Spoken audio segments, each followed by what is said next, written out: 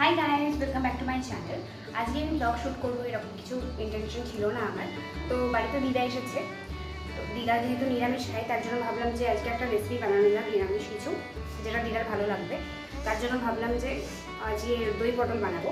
তো সেটা ভাবলাম তোমাদের সাথে শেয়ার করে দিই যে কীভাবে তোমরা ইজিলি খুব অল্প সময়ের মধ্যে দই পটল বানাবে তার রেসিপিটা। তো ভাবলাম যে এটা ব্লগিং সাইডেই শেয়ার করি, একটু গল্প করতে করতে রান্নাও করা হয়ে যাবে, আবার ভিডিও বানানো হয়ে যাবে, দুটো কাজ একসাথে হয়ে যাবে। তো সেই জন্য আমি অ্যাকচুয়ালি আজকে ব্লগটা করছি, ব্লগ কাইন্ড অফ রেসিপির ভিডিও। তো চলো রান্নাটা স্টার্ট করি। অলরেডি অনেক দেরি হয়ে গেছে, প্রায় 12:30 বেজে গেছে, তো খুব কম সময় করবো। তো চলো ভিডিওটা ব্লগটা স্টার্ট করি। এখানে আমি পটলের খোসাগুলোকে ছাড়িয়ে নিয়েছি, একটু একটু থেকে গেলেও অসুবিধা নেই। এবারে কড়াইয়ে একদম সামান্য তেল দিয়েছি, মানে যতটা তেল লাগবে পটলটার জন্য, যাতে এক্সট্রা তেল বেঁচে না থাকে তার জন্য আমি একদম অল্প তেল দিয়েছি। তেলটা যতক্ষণ না গরম হচ্ছে ততক্ষণ এদিকে আমরা পটলের এই এজগুলোকে একটু করে কেটে নেব। পটলগুলোর ভেতরে যাতে ভালোভাবে একটু করে মশলা ঢুকে যায় তার জন্য এগুলোকে কেটে দিচ্ছি।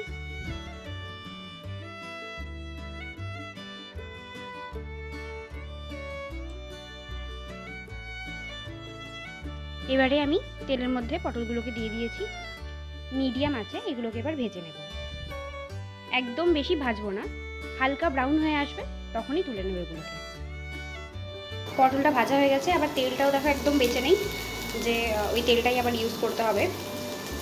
আসলে পটল যখন ভাজবে খুব কম তেলে ভাজার চেষ্টা করবে, নাহলে যে তেলটা থেকে যায় ওটা তো আমরা ফেলে দিতে পারি না, সবসময় পসিবল হয় না। তো তেলটা ভীষণ কালো হয়ে যায়, যার কারণে তরকারিও কালো হয়ে যায়। তো একটু অল্প তেলে পটল ভাজার চেষ্টা করবে, তাহলে তরকারিটা একদম কালো হবে না। চলো পটলগুলো ভাজা হয়ে গেছে, এবারে একটা একটা করে এগুলোকে তুলে নিই।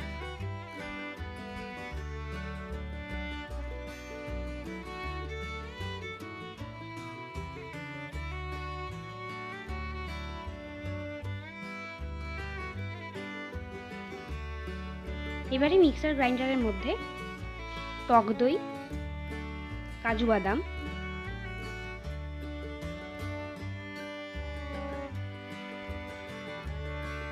আর ছোট্ট একটা কাঁচা লঙ্কা দিয়ে এটার একটা পেস্ট বানিয়ে ফেলবো। তোমরা যারা ঝাল খাও না তারা এটা কাঁচা লঙ্কাটা অ্যাভয়েড করতে পারো। এদিকে আমি কড়াইতে সামান্য তেল দিয়ে দিচ্ছি। এবারে এর মধ্যে দারচিনি, এলাচ আর গোটা গোলমরিচ দিয়ে এটাকে একটু হালকা করে ভেজে নেব।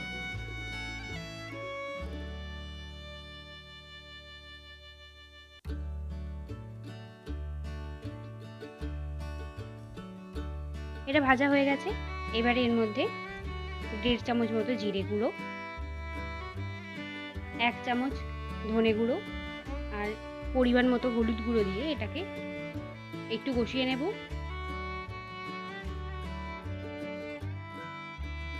এবারে এর মধ্যে দইয়ের পেস্টটা আমি দিয়ে দিচ্ছি, এটাকে এবার একটু কষিয়ে নিতে হবে।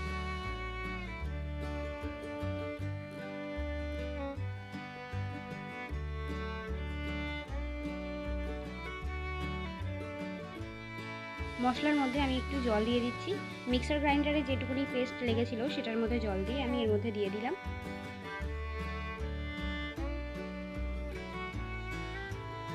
এবারে এর মধ্যে কাশ্মীরি লাল লঙ্কার গুঁড়ো,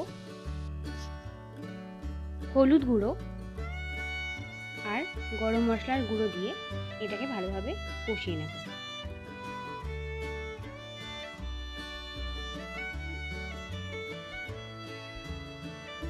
মশলাটা কষানো হয়ে গেছে,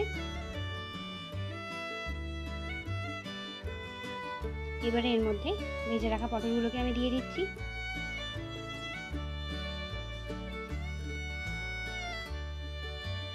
এবারে মশলার সাথে পটলগুলোকে আরও খানিকক্ষণ কষিয়ে নেব। এবারে এর মধ্যে একটুখানি চিনি দিয়ে দিচ্ছি, পরিমাণ মতো লবণ।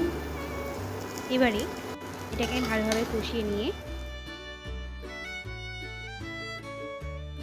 এর মধ্যে আমি হালকা একটু গরম জল দিয়ে দিচ্ছি। গরম জল খাবারের মধ্যে দিলে তার টেস্টটা অনেক অংশে বেড়ে যায়, তার জন্য আমি এখানে হালকা গরম জল ইউজ করছি।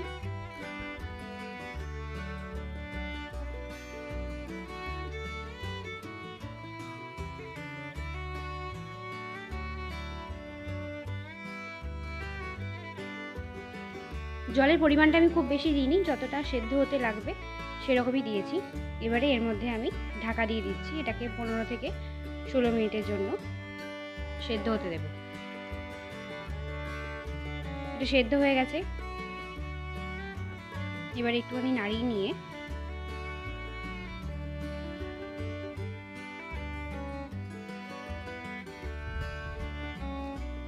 এর মধ্যে আমি হাফ চামচ মতো ঘি দিয়ে দিচ্ছি।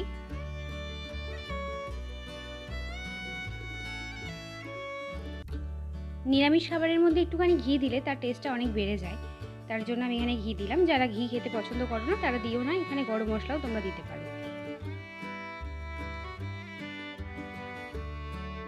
আমার এখানে রান্নাটা কমপ্লিট হয়ে গেছে, মোটামুটি 35 মিনিটের মধ্যে রান্না কমপ্লিট হয়ে গেছে। তো সেবার আমি গ্যাসটা বন্ধ করে দিলাম, এটা আমি প্লেটে তুলে নেব।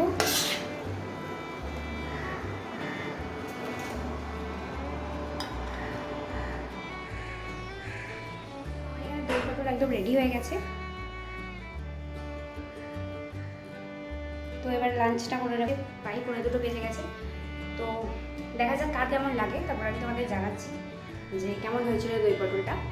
আশা করছি তোমরা বুঝতে পেরে গেছো কীভাবে কী বানাতে হবে। সবটা আমি ডিটেলসে দিয়ে দেবো ডেসক্রিপশন বক্সে, সেখান থেকেও তোমরা দেখে নিতে পারবে কী কী লাগছে না লাগছে।